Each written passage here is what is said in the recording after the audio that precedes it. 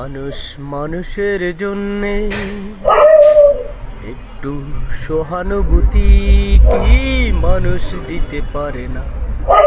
ও বন্ধু, জীবন জীবনের জন্যে এখানে কেউ কারো প্রতি সহানুভূতি দেখায় না, কেউ কারো প্রতি এতটুকু অনুভূতি দেখায় না। যা একজন অবলা মানুষ নিশ্চিন্তে প্রভুর দরবারে অনুশোচনায় ঘুমিয়ে আছে, গভীর ঘুমে। সে কি জানতো যে এই ঘুমেই হবে তার শেষ ঘুম? এই ঘুমের পরে আর সে উঠতে পারবে না। সে কি জানতো? সে জানতো না।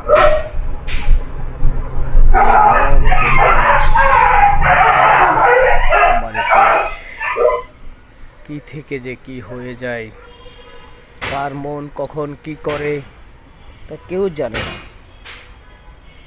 মহান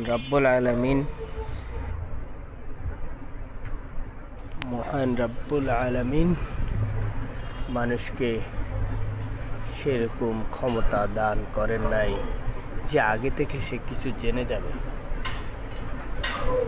তবুও জানার আগ্রহ কি কম?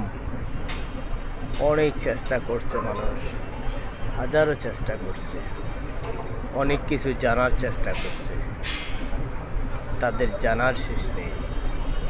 এ কারণে তো রব্বুল আলামিন মানুষকে সৃষ্টির সেরা জীব হিসেবে ঘোষণা করেছেন আর দায়িত্ব দিয়ে দিয়েছেন, তোমরা কে কি করবে, কোন পথে চলবে, কোন পথে যাবে।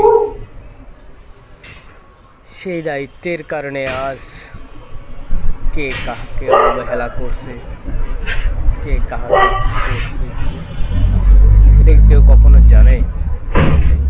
এই যে গভীর ঘুমে মগ্ন একটা লোক, সে বগুড়াতে একটা পাম্পে কাজ করে। সে জানতো না যে এই গভীর ঘুমটাই তার জীবনের শেষ ঘুম।